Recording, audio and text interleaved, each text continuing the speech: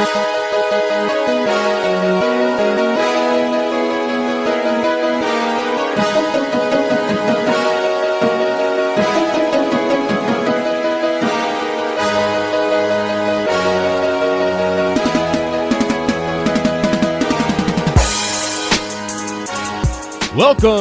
to the second episode of And One with EJ. I'm your host, Ernest EJ Christian, coming to you on recording on Tuesday night, dropping on Wednesday morning on the Huddle Podcast Network feed. Fellas, ladies and gentlemen, thanks for coming to the podcast. Tune in to the podcast. Appreciate it. Subscribe to this podcast across all podcast catchers. You know, as I check the mic here. Oh, we're good. So, again, the weekly edition of the podcast, brought to you by me, brought to you by Huddle Podcast Network, of course, brought to you by the good people here in this world. And we hope you guys are having a good holiday lead-up, holiday season lead-up, should I say. As I got 5 things on my mind I want to talk about in the NBA this week. Of course, you can follow me on Twitter at EJChristian7, or especially my YouTube page. Please, guys, subscribe to my YouTube page at youtube.com/@ErnestChristian. Doing some good things there. I might start putting some of this stuff on that feed as well too. This podcast as well. But here is my first observation this week on N1 with EJ. So, the title of this episode is Sky Blue, Water Wet, AD's Hurt. Because that's what's up. Sky's blue, sky is always blue, water's always wet, and Anthony Davis is always hurt. And it sucks because he's having this stretch prior to the injury last week as Denver. Was having a fantastic season. Arguably MVP's chatter. Although you can't really give him MVP if your team is under 500. Let's be real. That's not going to happen. But at the very least, he deserves some of the chatter. And now he's out for at least a month. This is exactly what I was afraid of for the Lakers when the season started. When they started 0-5 and they were, behind the 8 ball early in the year. And I said, the reason why this was important that they start so slow and why it was a bad look was that they were already healthy. LeBron was playing, AD was playing, Russell Westbrook was playing, and the players, the supporting cast of players that they do have, with at the time, were all healthy. And you always at this point, because of AD in his history, and I hate saying this because he's a fantastic player. He's supposed to be one of the greatest power forward in history of the game, but he's not because of the injuries. Is that when you do these predictions for the team every year, you have to bake in the Anthony Davis injuries too, because you have to understand that every year, no matter what, because of this, his build, the way he falls, whatever it may be, he's going to miss at least 15 to 20 games a year, no matter how you slice it. So when you do your predictions for the Lakers, you got to bake that in automatically, and I did that. You bake in the fact that he will miss between 15 and 20 games a year minimum. He's out a month. I mean, do the math. That's at least 15 games there, at least. And it's important now, too, because now the Lakers now, with this injury now, they are now 12 in the West. They were surging, and they were climbing into that play-in situation. Of course, talking the playoffs this early in the year is still kind of ridiculous, but at the same time, you got to start, at this point now in this year, you got to start positioning yourselves to get in a situation where you can go for a run. And the Lakers started playing better recent weeks. Wins against Milwaukee and teams of that nature, and then this injury happens. Okay? Out a month. So right now, the Lakers are currently 13-17. They're number 12 in the West. The good news for the Lakers is that no one is really running away in the West right now. Like they're actually, if you can actually believe this, they're only 6.5 back of first place, the number 1 seed in the Western Conference now, behind Memphis. Not saying they're going to catch Memphis or those top teams in the West. I'm just saying that given the environment of the Western Conference. So if they can hold serve for the next month or so till AD gets back, and then go another run, say in the middle of the winter, January, February, then maybe they can position themselves to be maybe not play-in, possibly out of the play-in situation. But this hurts. This hurts momentum. So we'll see how the Lakers respond. Obviously, more pressure on LeBron now at age 37, turning 38 in next week, actually. We'll see how that plays out. Speaking of injuries, the Golden State Warriors really dodged a bullet with Steph Curry getting hurt last week, hurting his shoulder last week. It looked like it could be an injury that could keep him out for a long time. Luckily for him, he's only going to miss not as much time as we thought it was going to be. Reports are he'll be back probably early next year. Next year being this calendar year, next month in January. He's still early in the rehab process, but I mean it could have been worse. But again, this is also why things like this is why you have a Jordan Poole.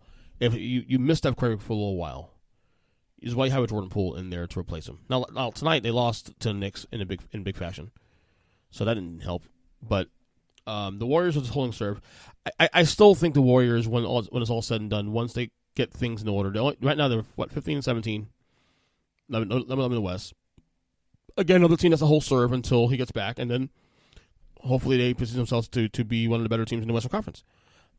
Not by a long shot, I count them out. This is a very strange season. A lot of teams playing above the level we thought they'd be, but the Warriors.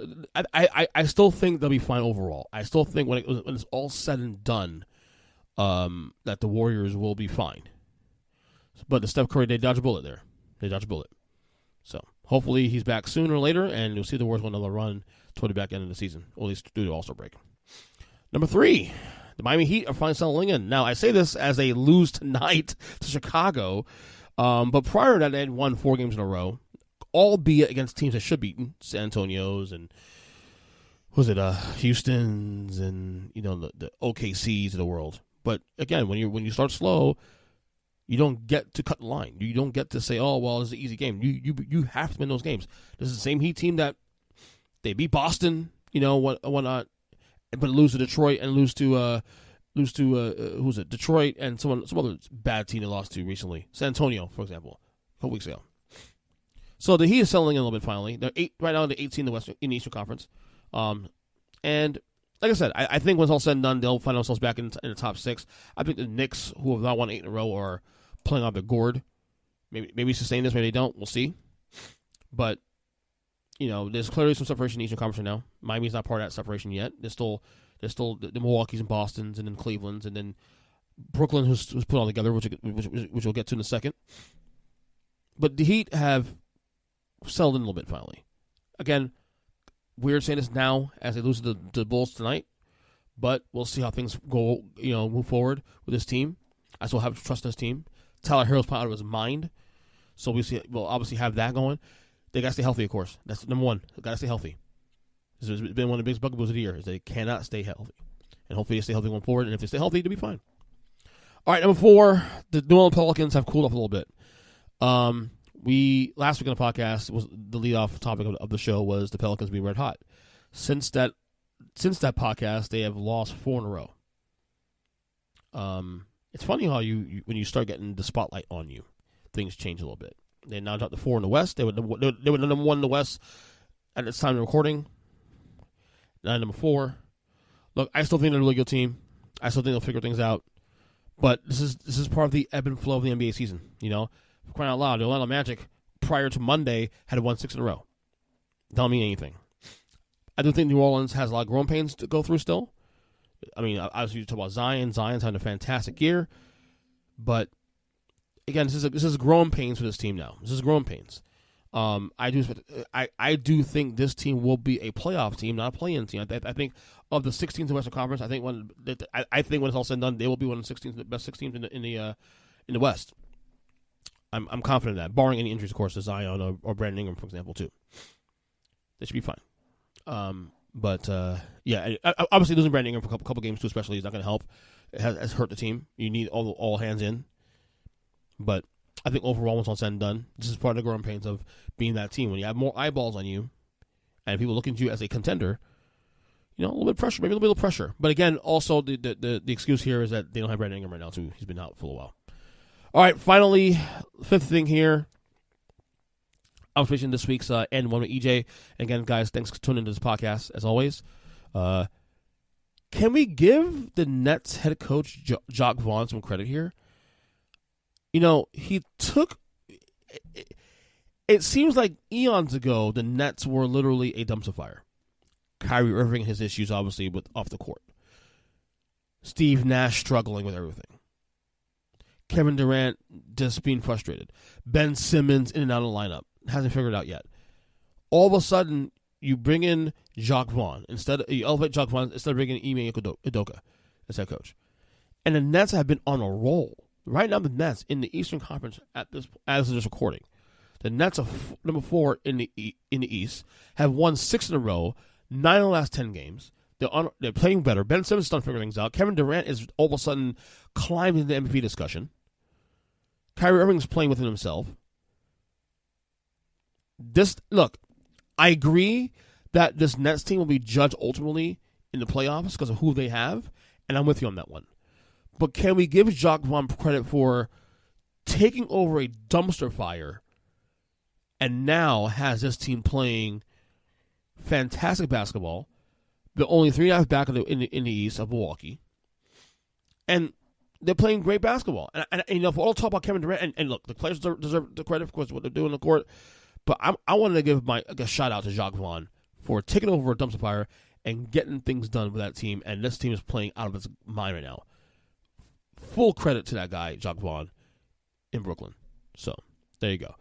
All right, that's it for this week's podcast. Again, we keep this podcast short and sweet, you know, between 10, 15, maybe 20 minutes, depending on how I feel.